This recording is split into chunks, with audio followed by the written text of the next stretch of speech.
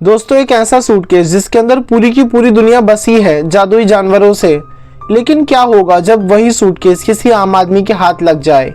जानने के लिए वीडियो को अंत तक जरूर देखना और वीडियो को लाइक करें और चैनल को जल्दी से सब्सक्राइब कर लो। तो दोस्तों, कहानी की शुरुआत होती है लंदन के एक शहर से, जहां एक नौजवान जादूगर न्यूट अपनी सूटकेस लेकर शिप में चल रहा होता है। बिल्कुल नॉर्मल लगता है ना, लेकिन जैसे ही वह शिप न्यूयॉर्क आता है, वहीं से असली कहानी शुरू होती है। न्यूट एक मैगीजोलॉजिस्ट है, मतलब एक ऐसा इंसान जो जादुई जानवरों की पढ़ाई करता है। उसके सूटकेस के अंदर छुपी है पूरी की पूरी दुनिया, जिसमें जंगल, नदियां और हर तरीके के जादुई जानवर। न्यूट उनकी हिफाजत करता है क्योंकि बाहर के लोग उन्हें खतरनाक समझते हैं। लेकिन प्रॉब्लम यह थी कि न्यूयॉर्क उस वक्त एक बहुत ही स्ट्रिक्ट जगह थी। यहाँ मकूसा यानी मैजिकल कांग्रेस ऑफ यूएसए का कंट्रोल था, जो कहती थी कि जादुई जानवर बिल्कुल खतरनाक हैं और जादुई दुनिया को नोमेज यानी नॉन मैजिक लोग जैसे हम और आप से छुपाकर रखा जाता था। अब सोचो, इस सिटी में न्यूट जाता है और एक उसका नेफलर, एक छोटा सा जानवर जो हर चमकीली चीज का दीवाना था, अपने सूटकेस से भागकर एक बैंक में घुस जाता है। बैंक में अफरा तफरी मच जाती है और यहीं मुलाकात होती है जैकब कोवाल्स्की से, एक सिंपल नोमेज जो सिर्फ अपनी बेकरी खोलने का सपना देखता रहता था। ये मीटिंग सिर्फ एक एक्सीडेंट थी, पर वहीं से दोस्ती की शुरुआत होती है। लेकिन दिक्कत यह थी कि गलती से न्यूट का सूटकेस जैकब की सूटकेस से अदला बदली हो जाता है।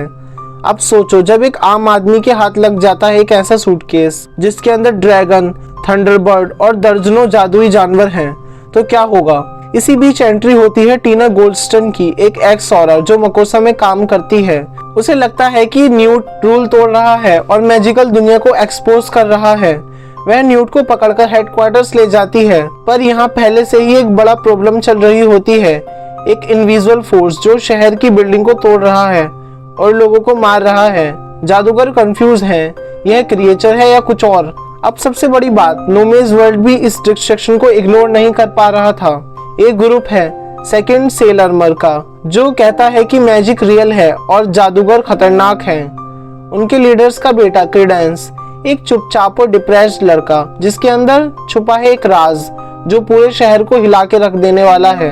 अब यहाँ से कहानी एक रेस बन जाती है। एक तरफ न्यूट अपने भागे हुए जादुई जानवरों को ढूंढ रहा है और दूसरी तरफ मकूसा उस इनविजिबल डिस्ट्रक्शन को समझने की कोशिश कर रहा है। और बीच में है जैकब, जो लाइफ में पहली बार मैजिक देख रहा है और नई दुनिया के साथ इंटरेक्ट कर रहा है। अब सवाल यह है, क्या न्यूट अपनी क्रिएचर्स को समय पर पकड़ लेगा या वही क्रिएचर्स नोमेज वर्ल्ड के सामने जादुई दुनिया का राज खोल देंगे? और यह इनविजिबल फोर्स जो बिल्डिंग तोड़ रहा है असल में है क्या? तो दोस्तों, अब शुरू होता है असली हंगामा। जैकब के हाथ लगता है न्यूट का सूटकेस और जैसे ही वह उसे खोलता है, उसके अंदर एक नई दुनिया सामने आ जाती है। एक मैजिकल जू जैसा महल जिसमें बड़े बड़े और छोटे छोटे जानवर हैं। कोई आसमान में उड़ रहा है, कोई पानी में तैर रहा है और तो कोई जमीन को हिला रहा है। जैकब का तो लिटरली मुंह खुला का खुला ही रह जाता है। उसके लिए तो यह सपनों से भी आगे की चीज होती है।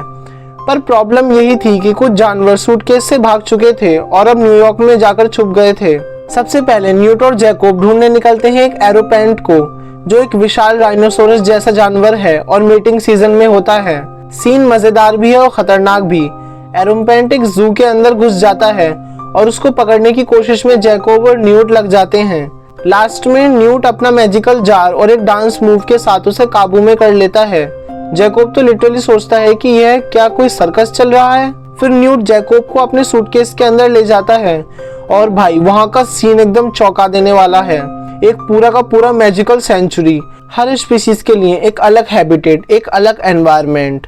एक थंडरबर्ड है जिसका नाम है फ्रैंक, जिसे न्यूट एरिजोना वापस छोड़ना चाहता था। एक ओकेमी जिसका साइज छोटा बड़ा हो सकता है और एक डायमिगोइज जो इनविजिबल हो जाता है। यह सीन ऑडियंस को एकदम खुद मैजिकल दुनिया का हिस्सा बना देता है। इसी बीच टीना गोल्डस्टन न्यूट और जैकब को मकोसा के हेडक्वार्टर्स ले जाती है। वहाँ प्रेसिडेंट सिफेरा और औरा उन पर गुस्सा होते हैं। उनका मानना था कि न्यूट की वजह से शहर खतरे में आ गया है क्योंकि मैजिकल क्रिएचर्स भाग गए हैं। और सबसे बड़ी बात, जैकब जो एक नोमेज है, उसने सब कुछ देख लिया। यह रूल का सबसे बड़ा वायलेशन था। उन दोनों को अरेस्ट कर लिया जाता है और सूटकेस भी कब्जा लिया जाता है। यहाँ टेंशन हाई हो जाती है, लेकिन टीना की बहन क्वीनी जो दिमाग पढ़ सकती है, न्यूट और जैकोब से मिलती है और उनको बचा लेती है। क्वीनी और जैकोब के बीच एक इंस्टेंट कनेक्शन बन जाता है। जैकोब एकदम नॉर्मल सिंपल इंसान और क्वीनी एक बबली विच थी। दोनों का सीन में एक अलग ही वार्मथ है जो कहानी को और इमोशनल बनाता है। लेकिन तभी शहर में एक और बड़ी तबाही होती है। एक इनविजिबल डार्क फोर्स एक बिल्डिंग को तोड़कर गिरा देती है। मकुसा के लोग को लगता है कि यह न्यूट के सूटकेस का कोई क्रिएचर है, लेकिन न्यूट जानता है कि यह कुछ और है, कुछ और ज्यादा खतरनाक। और इधर ग्रेव्स, जो मकुसा का सीनियर ऑरा है, सीक्रेटली क्रेडेंस को मैनिपुलेट कर रहा होता है। क्रेडेंस एक बेचारा लड़का था। मैरी लुइस सेकंड सेलमैन की लीडर के साथ रहता था। मैरी लुइस को हमेशा टॉर्चर करती थी और हमेशा मारती रहती थी। उसने उसकी जिंदगी को बिल्कुल नरक बना के रखा था।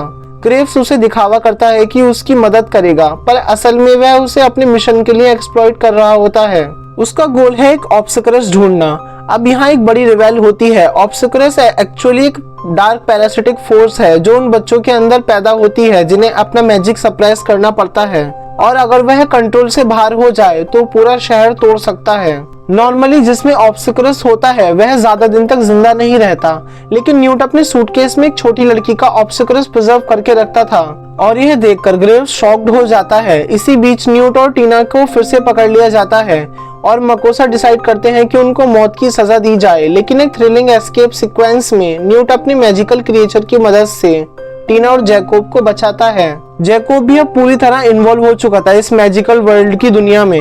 अब कहानी और इंटेंस हो जाती है। न्यूट समझ जाता है कि जो डिस्ट्रक्शन न्यूयॉर्क में हो रहा है वह किसी क्रिएचर की वजह से नहीं बल्कि एक ऑब्स्करेशन की वजह से है। अब दोस्तों असली सच सामने आने वाला था।